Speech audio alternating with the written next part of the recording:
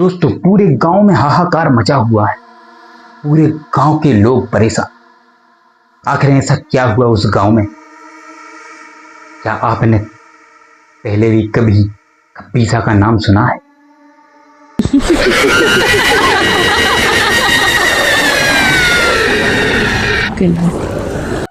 नमस्कार दोस्तों, मेरा नाम है विकास पवार और आप देख रहे हैं एबनॉर्मल एनर्जी। इस चैनल के माध्यम से आपको नेगेटिव और पॉजिटिव एनर्जी के बारे में बतलाएंगे।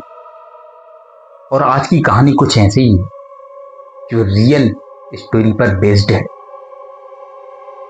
यह कहानी लगभग 40 साल पुरानी पंजाब और पाकिस्तान के बीच बॉर्डर पर एक गांव पड़ता था, जिस गांव में एक कबीसा का आतंक था, उपद्रव था। उस गांव में हाहाकार मचा हुआ था। लोग रातों रात सोते नहीं थे। अब आप बोलेंगे कबीसा क्या होता है? आपने खबीस का नाम तो सुना ही होगा। उसे बुंदेली भाषा में कबीसा बोलते हैं। और कबीसा हम तुम इंसानों जैसा ही लगभग दिखने में, उसकी आकृति बिल्कुल इंसानों जैसी, बस उसका कद छोटा भी होता है, कभी कभी बड़ा भी होता है। देखने में शक्ल से काफी भद्दा और भयानक। उसको देखने के बाद घिन सी आती है, क्योंकि उसके मुंह से हमेशा लार टपकती रहती है और बड़े बड़े दांत, बड़े बड़े बाल। चेहरा देखने में काफी भद्दा। उसको देखने से घिन आती है। और यह कबीसा अगर 100 मीटर दूर से पैदल चलता आ रहा है तो हम उसे देख भी सकते हैं कि कोई आ रहा है। तो एक गांव जिसमें लोग काफी खुशहाल अपनी जिंदगी बिता रहे थे, काफी खुश थे, अपनी खेती बाड़ी करते।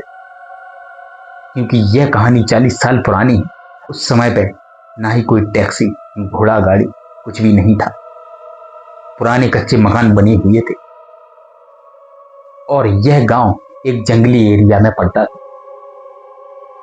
उस गांव से बाहर निकलने का एक ही रास्ता था, जो जंगल से होकर शहर की ओर जाता था। उस गांव में एक बार ऐसी घटना घटी कि पूरे गांव के लोग अपने घर से बाहर निकलने के लिए भी सोचने से डरते थे।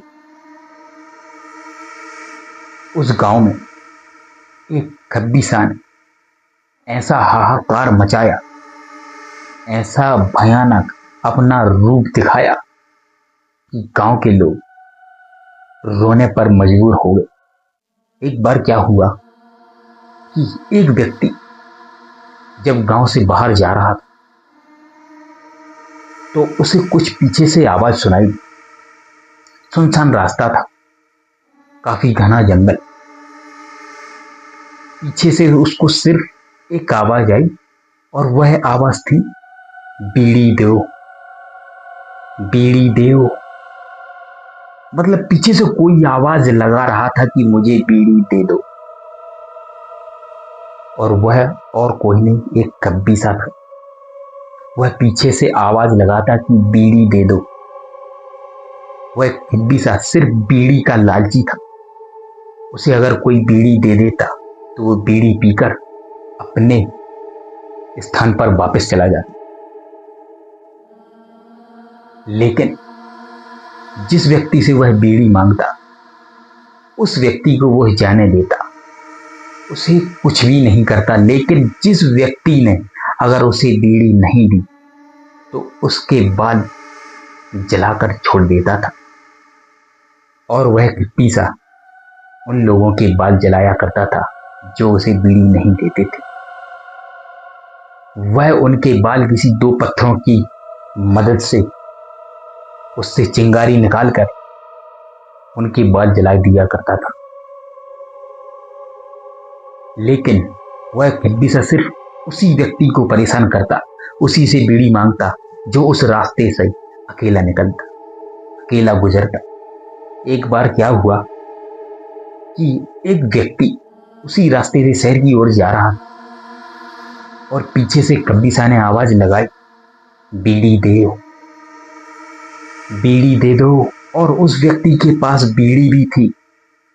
वह डर में इतना पसीना पसीना हो गया कि उसे बीड़ी निकालने का भी ध्यान नहीं रहा। उसने दौड़ लगा दी और खब्बीसा ने पकड़कर उसके बाल जला दी। यह बात आग की तरह चारों तरफ गांव में फैल गई। गांव के लोग परेशान हो गए, लेकिन गांव को एक चीज मालूम थी कि यह खब्बीसा सिर्फ अकेले व्यक्ति को परेशान करता है। तो गांव के लोगों ने अकेला जाना बंद कर दिया उस रास्ते से। अगर उस रास्ते से कभी भी निकलते तो लगभग 8 से 10 लोग एक साथ निकलते थे और वह अपना काम कर कर वापस गांव आ जाते थे। ऐसा कई महीनों तक चलता रहा, सालों तक चलता रहा। फिर एक बार ऐसी घटना घटी कि उस पूरे गांव का माहौल ही चेंज हो गया। एक दबंग व्यक्ति जिसने बोला कि मैं किसी भूत, मैं किसी खब्बीसा से नहीं डरता, और वह अकेला गांव से निकल पड़ा। दोपहर के लगभग 1 से 1:30 बजे के बीच वह उस रास्ते से निकला जिस रास्ते पर वह खब्बीसा लोगों को परेशान करता था। सीधा वह उस रास्ते से निकल गया और उस रास्ते को पार कर कर वह अपने डेस्टिनेशन पर पहुंच गया जहां उसको जाना था।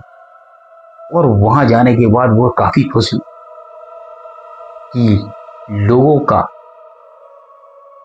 कि गांव के लोग बेमतलब में ही हल्ला ठोके हुए हैं कि यहाँ कोई खब्बीसा परेशान करता है, लेकिन मुझे तो कोई भी खब्बीसा नहीं दिखा, मुझे तो कोई भी भूत नहीं दिखा।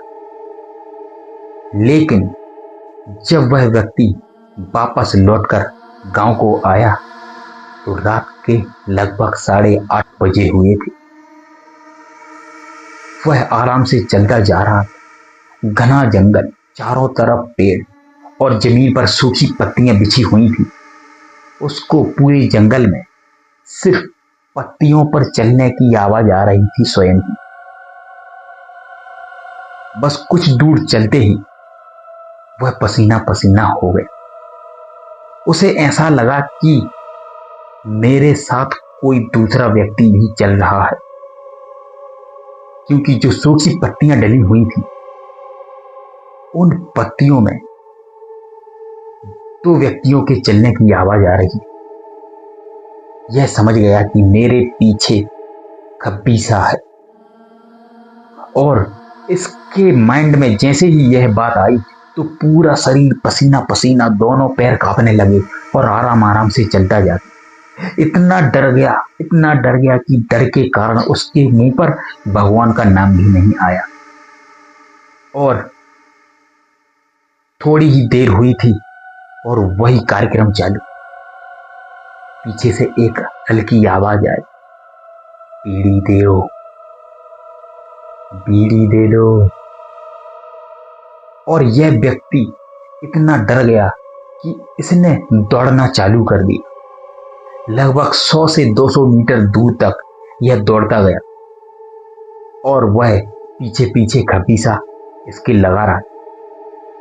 और जैसे ही इसकी चाल कुछ कम हुई तो पीछे से फिर से आवाज आई, बीड़ी दे दो।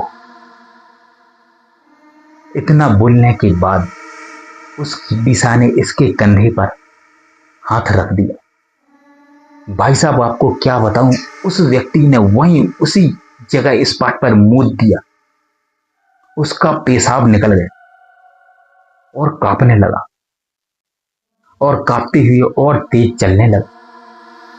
तो उस खब्बीसा ने उसको जमीन पर जबरदस्ती बिठाकर उसके कंधे पर अपनी एक टांग डालकर उसके बालों में उन 2 पत्थरों से चिंगारी निकालकर आग लगा दी। वह घबराते हुए, चिल्लाते हुए अपने दोनों हाथ अपने सिर पर फेरते हुए भागा। आग तो बुझ गई दोस्तों, लेकिन वह व्यक्ति बेहोश हो गया। गांव के लोग सोचने लगे कि वह व्यक्ति अभी तक वापस क्यों नहीं आया। तो लगभग 20 से 25 लोग मशाल लेकर उसी रास्ते पर चल दिए। और उस रास्ते पर जाने के बाद देखा तो वह व्यक्ति वहीं डला मिला, वहीं पड़ा हुआ था और उसके बाल पूरी तरह जले हुए थे।